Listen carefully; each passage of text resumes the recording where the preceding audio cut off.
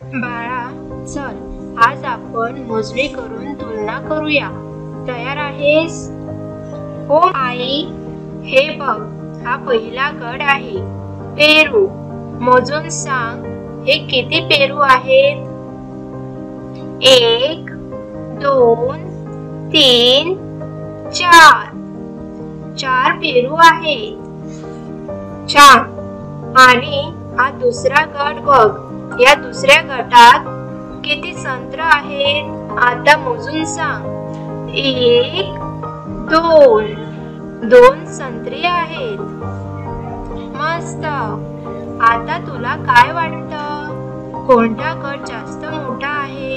पेरूचा गट मोठा आहे, कारण ते 4 पेरू आहेत आणि फक्त 2 संत्री आहेत. अगदी बरोबर.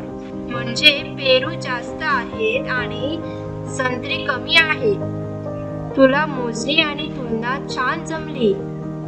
मला हे खूप मजेशीर वाटलं आई.